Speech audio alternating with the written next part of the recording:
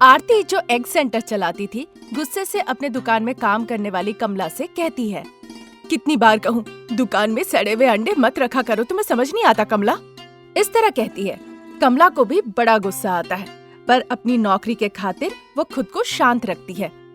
मैं तो इन्हें फेंक नहीं जा रही थी, पर सर ने कहा इन्हें दुकान में ही रहने दो।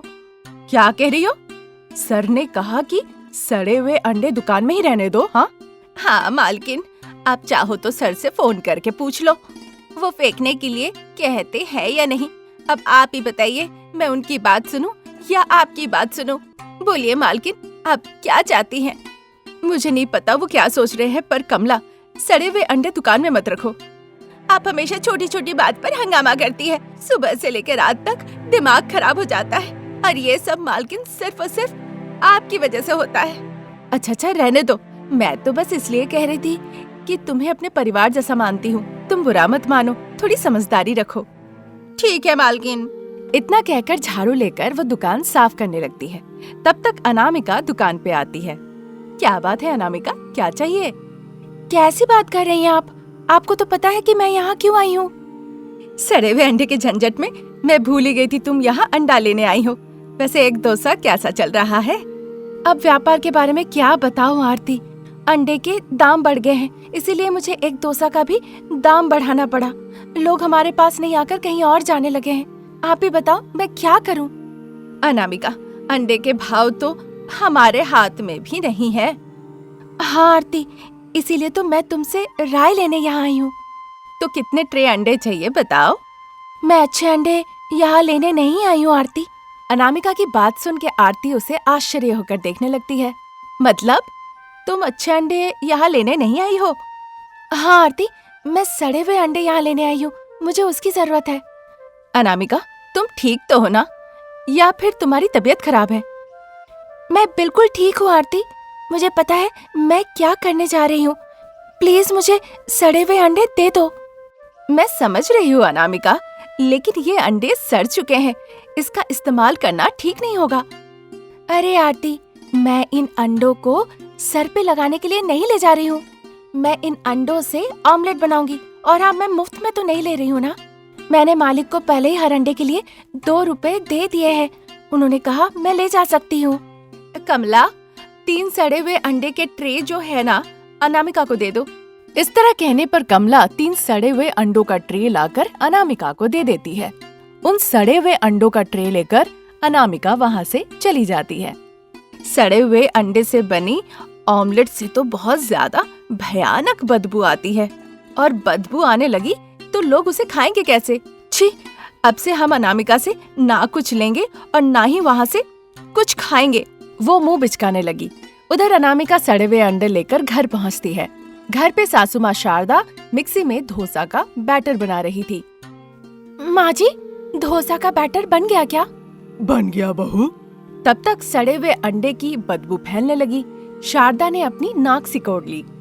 अरे बहू, बहुत बदबू आ रही है, तुम क्या लाई हो? अनामिका हाथ में पकड़ी सड़े हुए अंडे का ट्रे दिखाती है। तुम फिर से सड़े हुए अंडे लेकर आई हो? तुम्हारी मति मारी गई है? हाँ सासू माँ, ना ही मेरा दिमाग खराब है और ना ही मेरी मति मारी गई है। ठीक है, फिर ये सड़े हुए अंडे क्यों लाई हो? माँ जी, क्योंकि मैं समझदार हूँ। अब हम इस सड़े हुए अंडे से एक डोसा बनाकर बेचा करेंगे।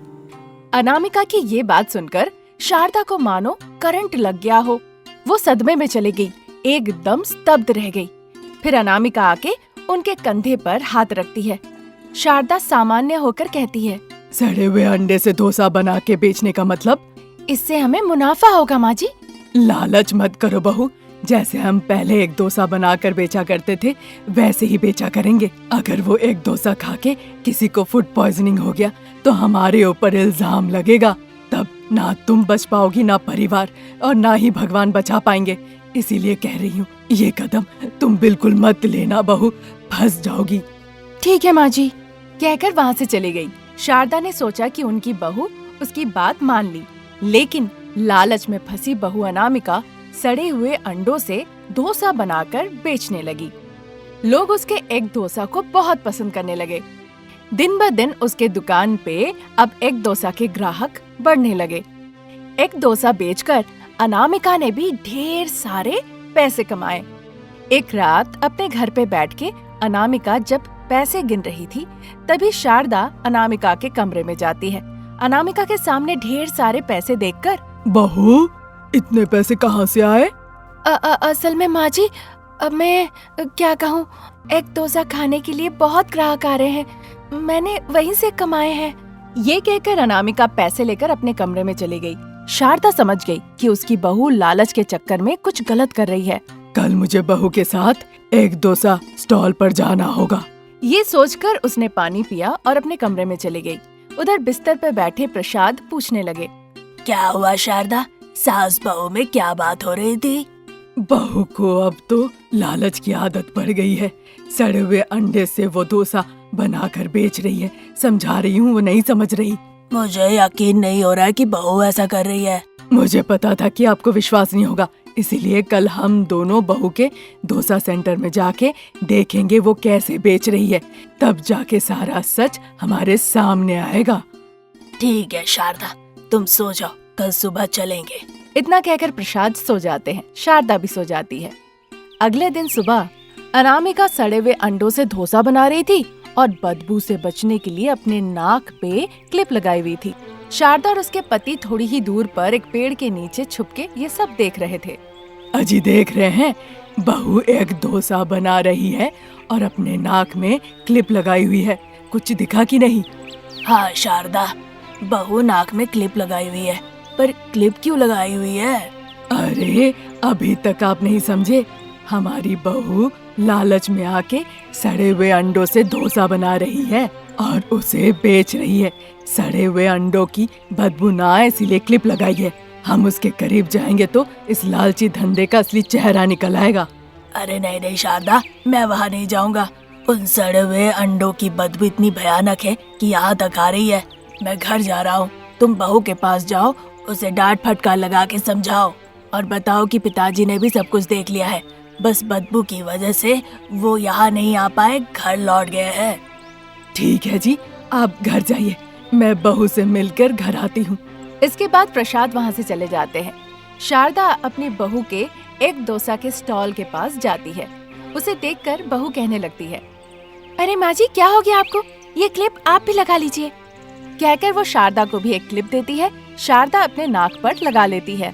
वहीं थोड़ी दूर पर वीरू नाम का एक आदमी डोसा खाकर उल्टियाँ करने लगता है। देखकर सासू माँ शारदा घबराकर वीरू के पास जाती है। क्या हुआ बेटा, तुम उल्टी क्यों कर रहे हो?